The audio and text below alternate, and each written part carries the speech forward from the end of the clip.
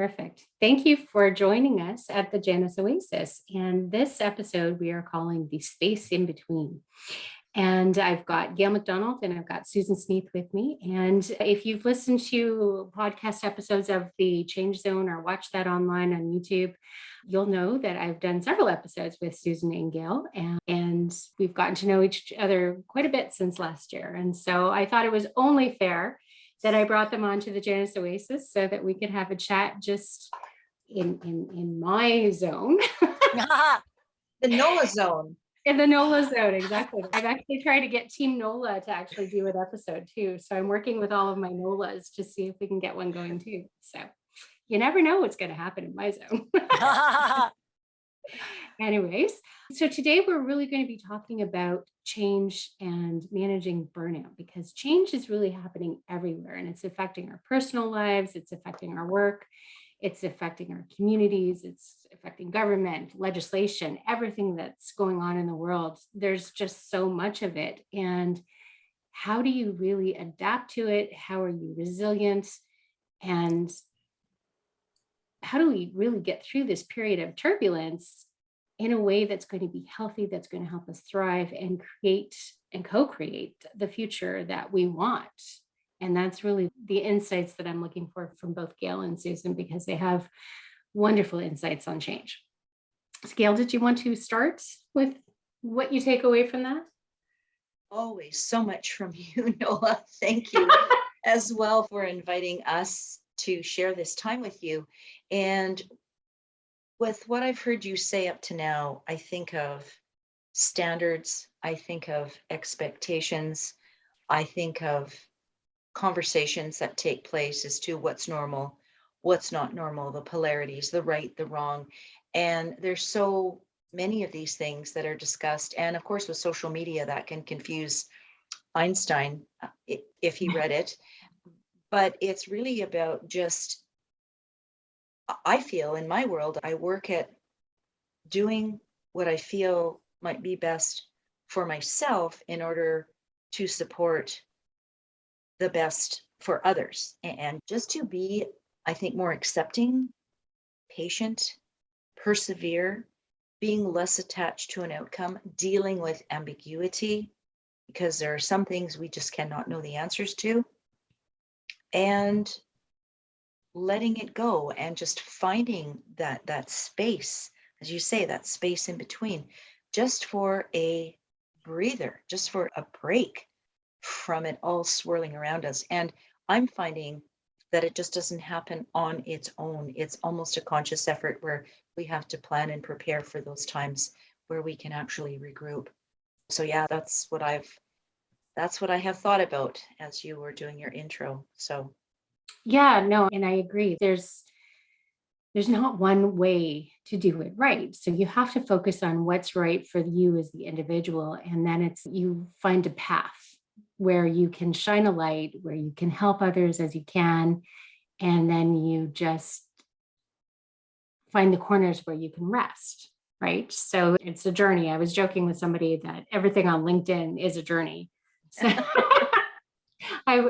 it is. People talk about my hair changing over the years too. And they're like, you've been on such a journey. And I'm like, really? Not really. But so technically it's a journey, but it maybe not the stereotypical social media journey. Mm-hmm. But it is our lives. So we have to make sure that we're doing and making progress in a way that's helping us, it's helping others, and it's going to make an impact long term. Like, what's our legacy going to be? And it's that concept of like many small, tiny little actions grow into something bigger. And so we may not see what's bigger right now, but if we can focus on the tiny little pieces that are achievable, that are doable, then gradually over time, that's going to build up into something that has a larger impact. And Susan looks like she's getting nose tingles. So yeah. So as I was listening to both of you, I was thinking of the personal, and then looking wherever you are that wonderful stories that we hear all the time of people who are working in places that really demand a lot from them. And then how do we look outside of that? Our organization against another one or working cooperatively? Okay, we're interesting there. And then looking inside, how can I be friendly? How can I take a breather or a break? How can you find the resting points, as you mentioned, Nola? And then what progress are we making? What legacy? How could it grow into something bigger? And to me, this resonates with the importance of story living and Right. storytelling. And there's a wonderful saying that said, the earth got its stories from listening. To the other planets got their stories from the stars. The stars got their story from the sun. The sun got its stories from the darkness. The darkness got its stories from making them up. Right? From making it up. So we are living this and we are making it up. However, we are daring to create real community where it wasn't made up before. Like community on social media, unheard of. Gail, and I've gotten to know you, Nola, I count you as a friend now, like solid neighbor on the other side of the continent. You're there. We just had a conversation this morning across the world, you and me and someone else in Australia. Yeah. Oh, I know. Yeah, exactly. A lot of times I start my day with the people in Australia and the UK, and it is about building community, like you say. And it's just like, tiny little actions they take no time at all, but they make people realize that they have some kind of impact on your life, right? Even if it's just tiny, hi, I'm here to see you. Have a great weekend, which is really what the post is. Karen does that every weekend, right? And she just acknowledges the people who are kind enough to comment on her shares. And it's a nice little gesture that she does to acknowledge, but it is quite funny for me to see that because in her post this week, it was not only you, but it was this guy that I actually worked with 10 years ago who lives in San Antonio. And I'm like, what is he doing there? And I know it's because of me, because he follows me. And that's the only way she would be connected to him. And I'm just like, look at that. Yeah, that's interesting. And these are how you can influence perceptions, because quite honestly, he would have nothing in common with either you or her. Because I know him very well. So it's interesting to me that he is engaged in that conversation with those people, because am I helping to illuminate his life? And that kind of is exciting to me, because that's how you form that community. That's how you change minds. That's how you change hearts. Is, can you find a crack where the light gets in and you can open somebody else's mind to possibilities? That's the benefit of social media. That's the benefit of community online. And is it different in person? I've met him in person too. And I'm seeing more progress now. So that's interesting. So it is. Yeah. I think of the freedoms that we have with social media, though, the freedom of time. Yeah. There's more space to create a post. And Susan, all your posts are amazing, and Nola, yours too. But I see the times where you've pinged me and it's like, why are they still up at this time? Or how come you're up so early? And Susan, you and I talked about the creatives and how when a person is creative, it comes. It's not like you can turn it on and off. And there's a saying that I learned years ago, and it was just about when you initially spoke about this, Nola, you were talking about community and then remembering like that. I'm sorry, I can't recall the name of the gal that you said always says, have a good weekend on social media, right? Yeah, Karen Ferris. Okay, there you go. That name sounds familiar. I'm going to have to look her up. But I remember many years ago hearing that a single rose, and that could be a metaphor for a text message now, of course, a single rose given on the day of someone's birthday is worth more than $1,000 a week later. And particularly when people are in times of strife, I used to be hesitant to reach out when people were going through perhaps a loss, a death in the family, or an illness, and because I wasn't sure of what to say. Then as I aged and I experienced more things in my life, it gave me more empathy to understand that when people would say things to me, I would feel comfortable with some comments or not. I wouldn't say anything to them, but it helped me to understand what is the best thing to say. And now sometimes that's what I will say. Yeah. I just don't know what to say. I'm thinking of you, or I'm praying for you, or you're in my thoughts, just because that's really all we can say. Yeah. And so I think there's some advantages because, again, it's not, we're looking at quality and quantity.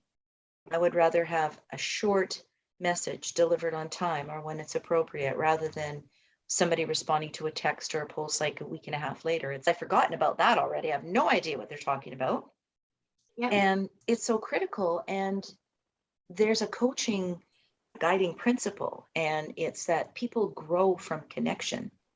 Yes. And I was having a conversation with someone recently about the beliefs and what makes people change, and they only change if they want to. We all know that. We act out on our beliefs. And if you never challenge your belief and you only believe one thing, you will constantly behave the same way. But if you are open to other opinions and other people's perspectives, I'm not saying agree with them or disagree with them. I'm just saying listen to what other people have to say.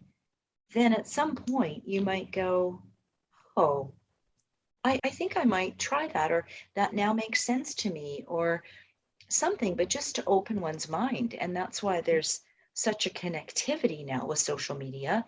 And it's almost like you and I and Susan, you and I live in the same city, Susan, only you're on the other side of the continent, as Susan said, which I agree with. That's far away, but we could hook up physically for lunch and just have the best time. Let's face it, there's nothing better than person to person, face to face. Yeah. But there is a culture now, and it's evolved. It's an evolution. If you put what we're doing all of a sudden back into the 70s, people would be like, whoa, this is way too Star Trek or Jetsons for me. Right? Yeah. Now, if you grew up when I did, you know who the Jetsons are. Most people know who Star Trek is. But I remember when his boss used to flip him on the big screen and be yelling at him, but George Jetson. But really, I think there's so many more advantages. And if we use social media in the way it's intended, then there's many good things about it. Right. Exactly. And that's the thing. Can we find common ground? Right. So there might be a significant difference of opinion, but there could be aspects of who those people are that allow them to find common ground. And that's where if you continue the conversation and you're not shutting things down, you're always going to be able to find at least a few commonalities. And then what can you build on from that? And It's actually interesting. I just finishing up a book called Fixed by Amy Herman. I'm not sure if you've heard of her. Really interesting person. She actually wrote another book that I read last year, which was amazing. It's called Visual Intelligence. And what she does, she's actually a lawyer.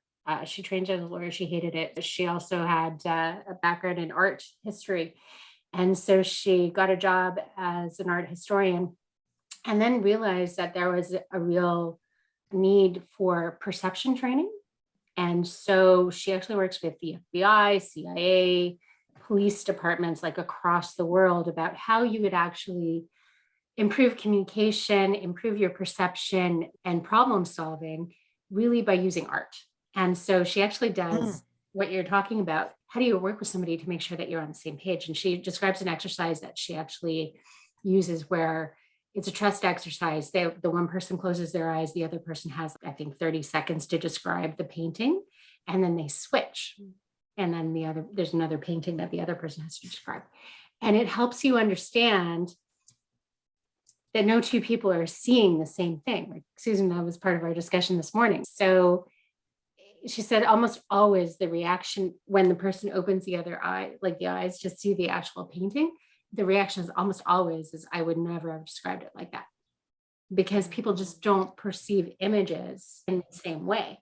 But when you actually talk about what you're seeing, side by side, can you actually find those commonalities so that you understand that you're really talking about the same thing, but one person's seeing something that you're not? So what is it you're missing? And that negative perception, what is it you're not seeing that's really important to that story? I'm typically curious about the influencers of perception. What gets us as humans to go to different places with our perception? How much of it is our upbringing or our experiences or that I'm just, let's unpack that one. Yeah, exactly. And I wrote a post today about how much bias really is in playing into like return to office, hybrid remote work, because there's a lot of personal narrative that's really shifting with this. Because if you've always worked in an office and always commuted, and you feel that your success in your career has always been rooted in the fact that you've been connected in person, you've been able to go for lunch, you've had the opportunities where you've had that tap on the shoulder at that water cooler. Never happened to me. Anyways, then it's really hard for you to say that's not the way that somebody can be successful in the future, because that's the way that you know. So not only are you giving up what you're personally experiencing right now, but it's going to affect your ability to mentor and sponsor people and train them. Because a lot of times the way that things happen when you're working, you shift into that leadership perspective, that mentoring. You might consider consulting in the future, that sort of thing.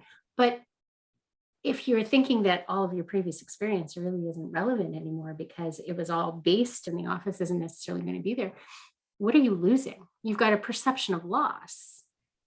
And that's maybe where a lot of people are getting really aggressive about the idea of never going back to the office, because they're perceiving it to be something different than what other people are perceiving it to be. Oh, that's a great point, Nola.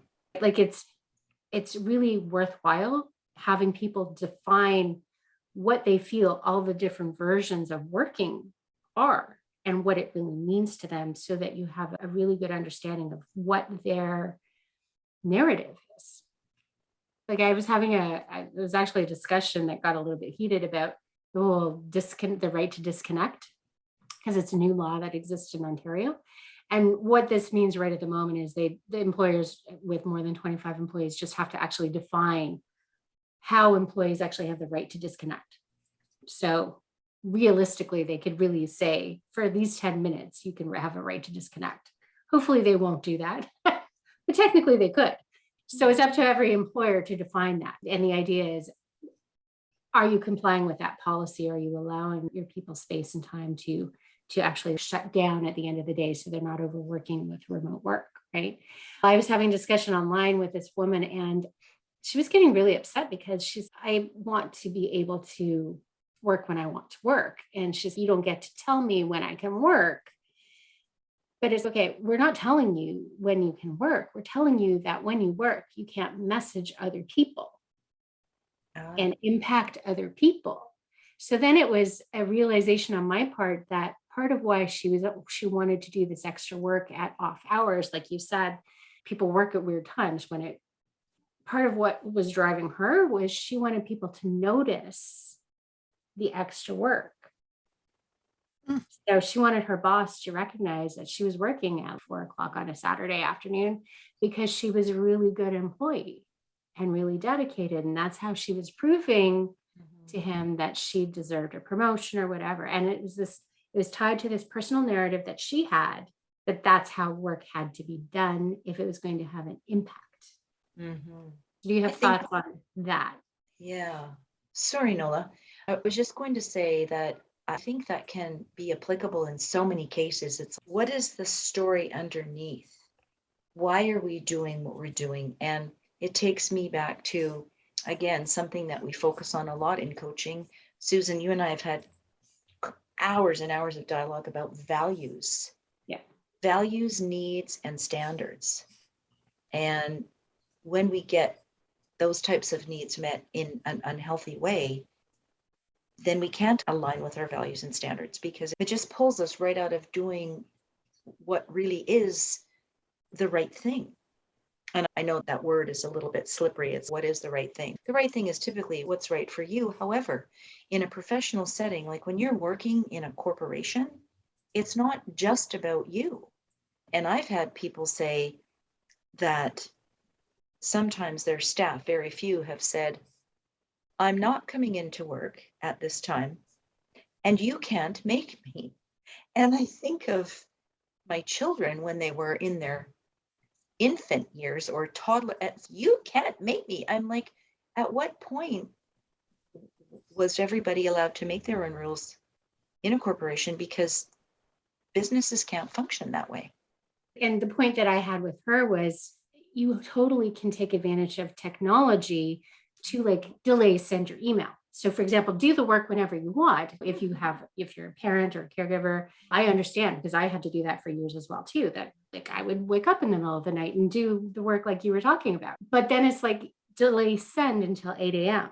Nicely Right. done. So what you're doing isn't impacting somebody else. So it requires like a higher level of intention to say, I can do whatever I want, but the standard is I can't impact somebody else. I have to be really thoughtful and considerate.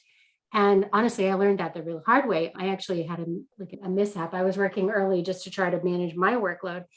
And I had clients in Minnesota, and Minnesota clients are a lot like people in Toronto. We work hard, we work early, and that's just the way it is. And so anyways, I thought she was in Minneapolis. And so I sent her a note. It was like 6:45 in the morning. I'm like, okay, it's Minneapolis, not a big deal. Hey, she moved to California. Oops. So she actually called me back and she's, who died? Because you called me at 3:00 in the morning or texted me or whatever it was I did. I can't remember. And she's, who died? She's like, I just wanted you to understand how you made me feel. And it was like, I was horrified for one, because I'm like, I didn't want her to feel like that. I was really just focused and stressed and focused on my own workload and what was going on. Like I had blinders on. It was just like, oh my God, you're completely right. Like, and it was just, how dare I have that right to impact your life like that? Yeah. And I've heard the counter argument from other people is like, it's up to you to turn off your notifications.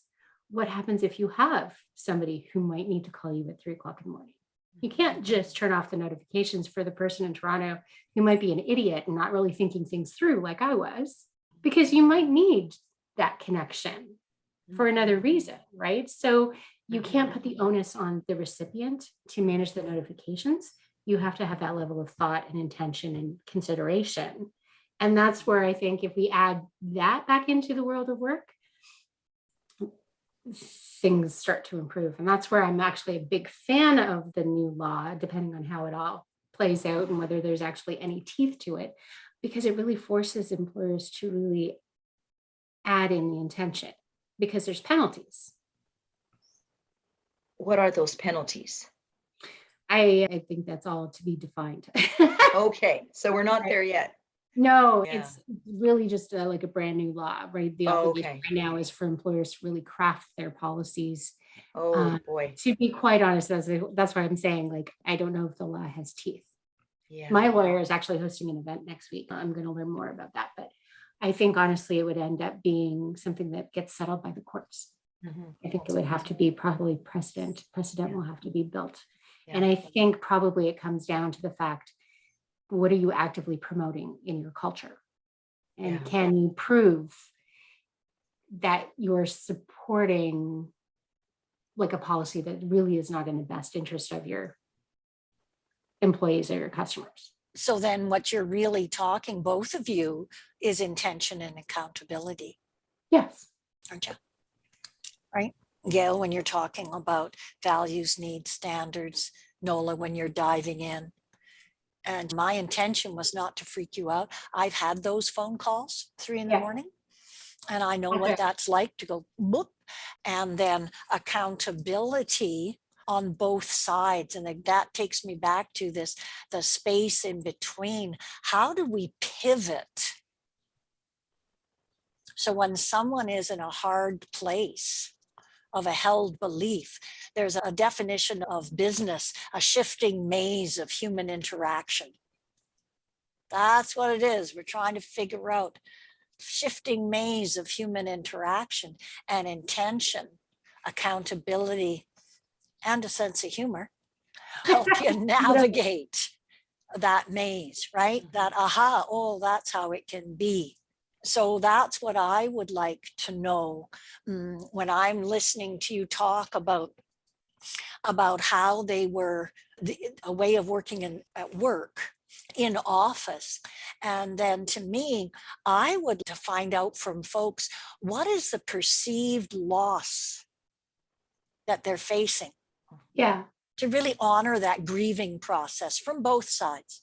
Yeah. Wow. Because there could be things to be treasured, to note, even from just saying, not what do you hope for, but what Yeah. is your perceived loss?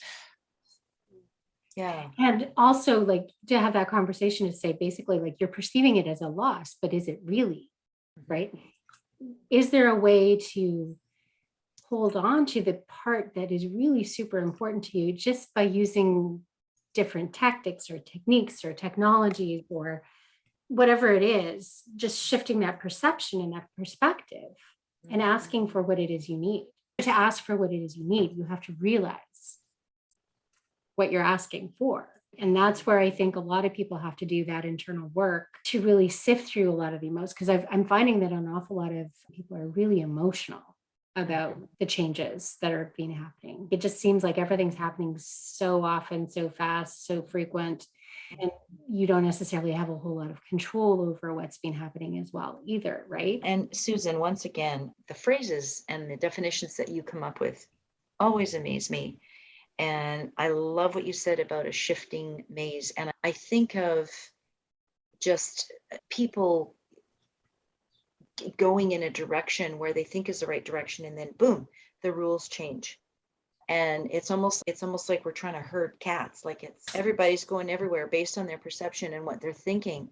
And it's, yeah, but now it was this today and now it's this tomorrow. And it's just trying to find that right combination. And you think that this time this key is going to work, and again it doesn't. And I just love that. I love that concept and how you put that.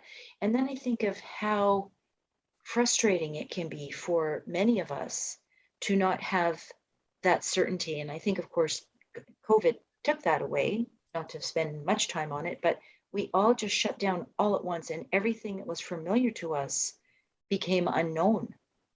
We couldn't go anywhere. We couldn't do anything. We couldn't see anybody. Yeah. And so now it's like we are easing back into it. And my opinion, I just think it's going to take a while before people feel less threatened, less fearful, and see the opportunities. And then, Nola, what you mentioned as well led me to think about instant gratification versus waiting for it. If I do this today, what will it do for me, for us? And Susan, you've mentioned on our shows, like destiny thinking versus destination thinking. Is this part of the bigger picture or smaller picture? Do I want the second marshmallow if I could hold off until the teacher comes back? If I can hold off eating the first one, I'll get two. And then there's some that eat the one and go, that was good enough, and now I'll just wait, and somebody maybe will share theirs with me. And I'm sure you both know there was a study done on that. And then they follow these people years later. What they found in some cases is that the children that waited for the second marshmallow went to university or college, and they got a more in-depth education, and they did different jobs. And the people that ate the first marshmallow, they were in a different situation. And a lot of that study was actually related to opportunity. Kids that waited, they'd had marshmallows before, they expected to have marshmallows again in the future. They didn't perceive it as a scarcity thing. Whereas the kids who took the first marshmallow that came their way, they may not have had it before, they may not have expected to have it again. And basically take it because you might not get it again. And it's that whole scarcity versus abundance thinking.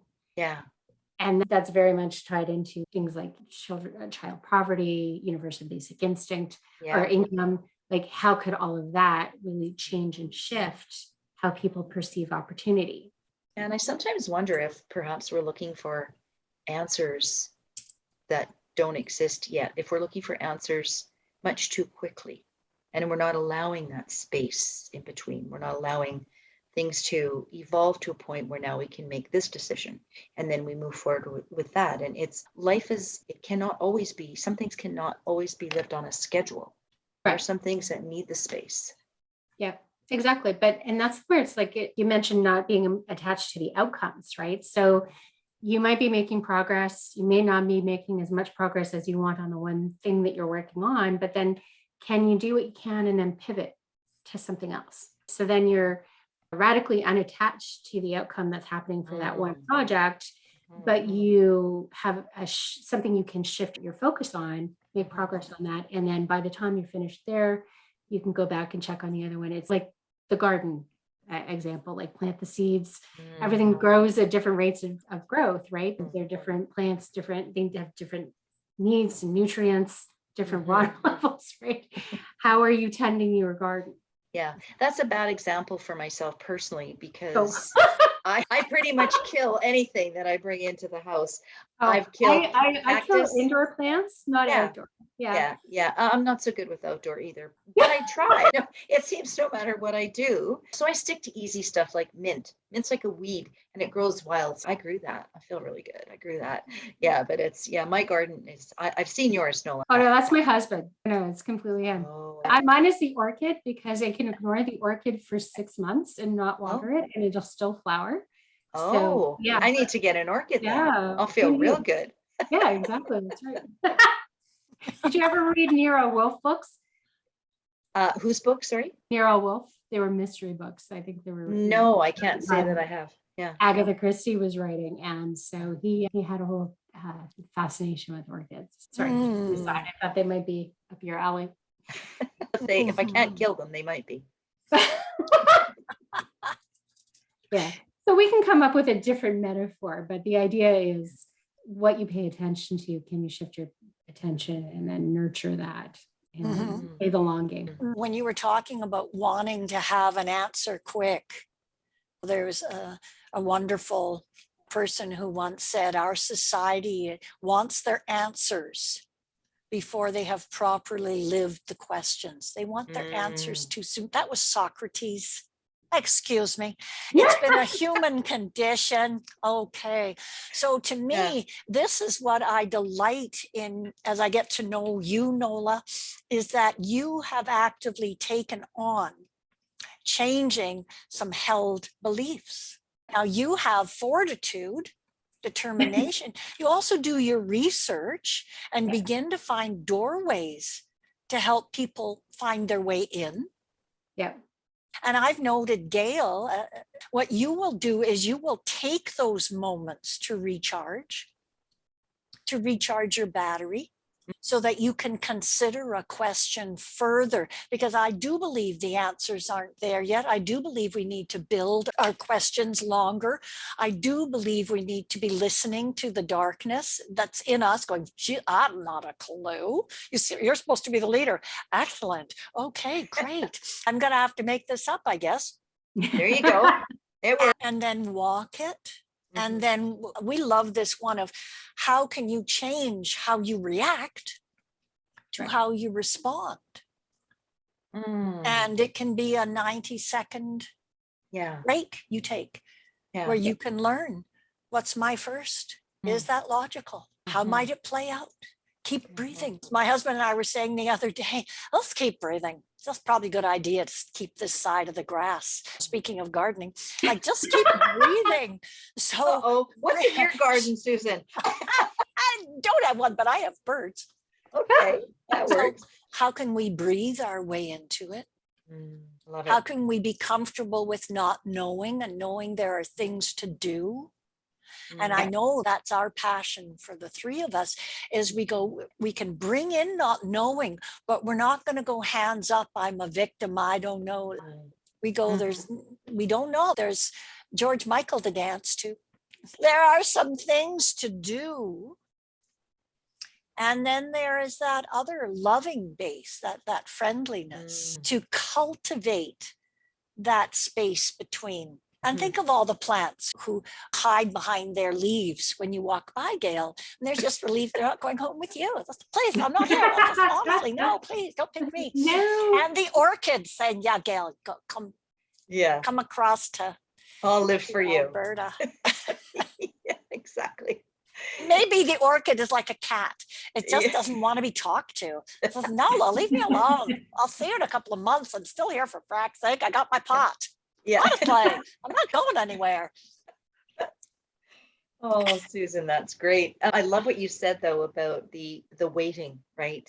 That is so critical. I have found that when I began to, first of all, identify it, I went, that's nice, and I didn't do it.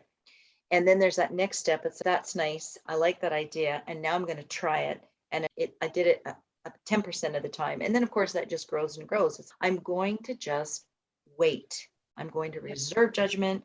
I'm going to hang on to my words. I'll just give it some space. And the 90 seconds sometimes for me has turned into maybe 180 or 500 or 1,000 seconds, just to make sure that I don't have to put the words back, because they don't fit real well once they're out. Once they're out of my mouth, there's no putting them back. And I must be honest and say, I know that has made a huge impact in my relationships, even in the way I speak to myself.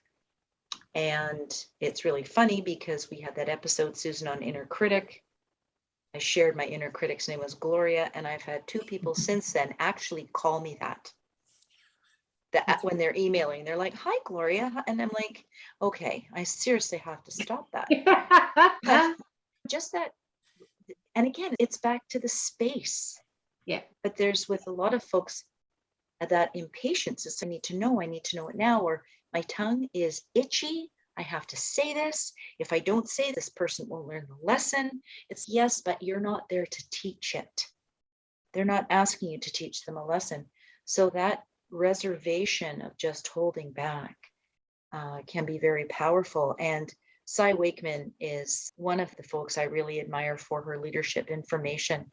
And Cy says that when you have a thought based on what someone has said, give yourself 5 times to think about. It's a first thought, no, don't say that. Second thought, okay, we're getting warmer.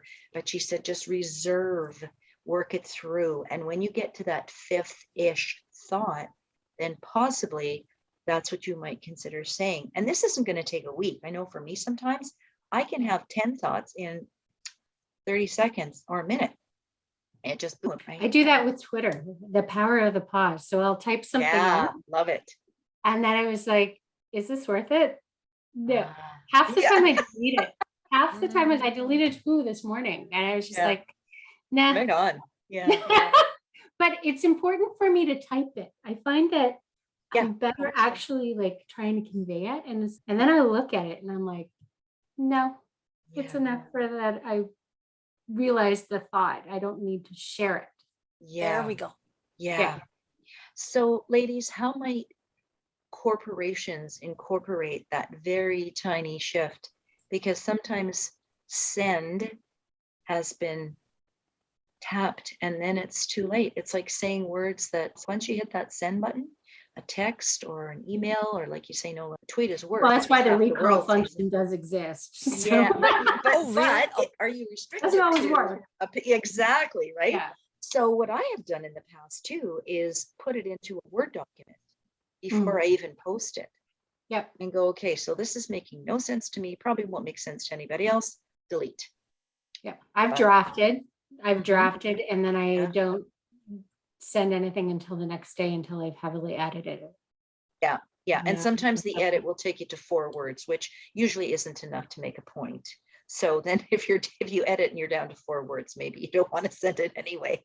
Yeah, exactly. But honestly, I think that the shift really that needs to happen is really, like you said, I mean, everybody's stressed, everybody's like at capacity, they're overworked. Shifting to asynchronous, where it's actually more written work to begin with, and there's a whole lot of intention, and it's not necessarily synchronous meetings like this, where you're actually walking into a meeting and expecting work to actually happen simultaneously, but you're creating like documents ahead of time that need to be read and disseminated.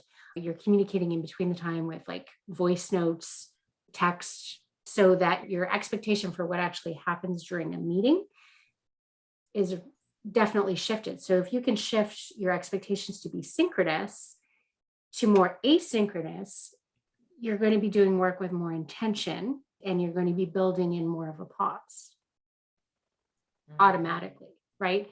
And that is honestly the way that a lot of the world is going, because to balance companies who have to work across time zones, everybody's got a different time zone, to work synchronously all the time is really challenging, because somebody's always going to be at a very inconvenient time. So how do you make that fair?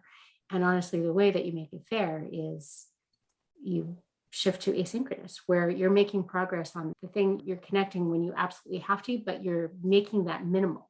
And it's not how work gets done.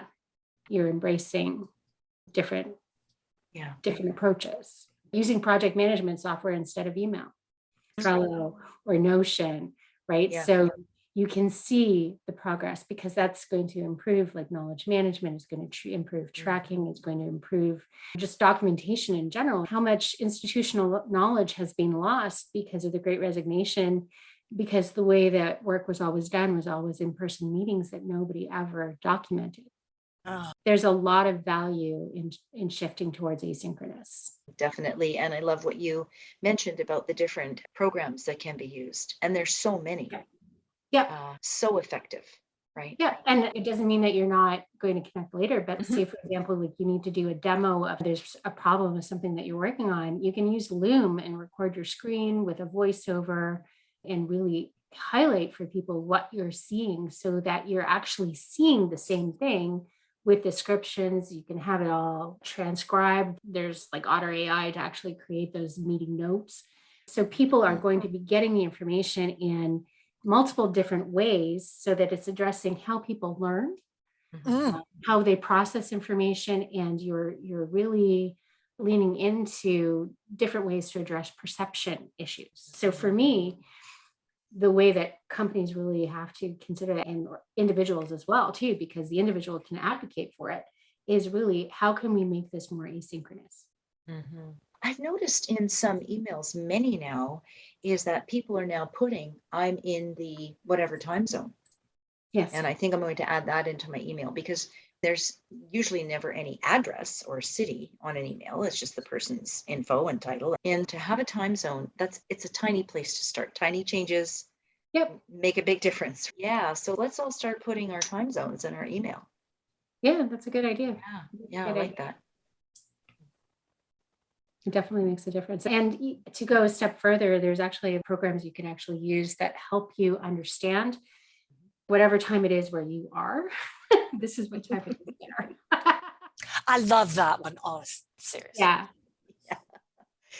And I'm old fashioned. I use my phone for time zones. So if I'm calling a client wherever, I'll put their time zone, when I know where they are at, I put their time zone in, and then I make sure that we are synchronized, as far as me being here at 8 a.m. and them being wherever at 7 p.m, right? Yeah, that can be very helpful. It's just, are you capturing like the change in daylight savings time and stuff like that too? Right? Yeah, you just hope that your phone upgrades or updates. And your phone is optimized to you. So that's my only hesitation. Yeah, there's always a little bit of a fly in the ointment somewhere. Exactly. Yeah. But no, I love the intention that you've got there. And that's heads and tails above what a lot of people do. Yeah. And I'm not sure, ladies, if we've had the opportunity to bring this up yet, and maybe we have a little bit, but I'm thinking a sense of humor is really critical right now. Yeah. And just know that everybody is dealing with something and trying to figure out their best way that works for them. And so if a meeting is missed, or if you show up an hour early, or whatever it is it the end of the world? It's just move on.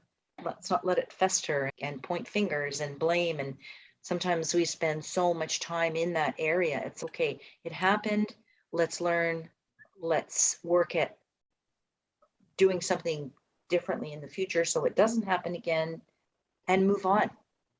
Yeah, exactly. That sense of grace, right? So like, how can you react generously? How can you react like you said, like with a sense of humor is, okay, how can we make the best of it? Because Precisely. the important part is how to retain the relationship, right? Yes. There you go. Got to maintain and prioritize the relationship to make sure that the next one happens the way that it should. You make people feel bad about it, why are they going to want to show up? Yeah, exactly. Precisely, right? Yeah, you're You shooting can't- yourself in the foot. yeah, very much. Wow. This is really a wonderful Pandora's box. I'm just really enjoying being here with you, Nola and Susan. Honestly, we have gone from A to Z and everything in between. Yeah, It's no, very that's no enjoyable. problem. Are there, honestly, we should probably wrap it up because I do try to keep these shorter.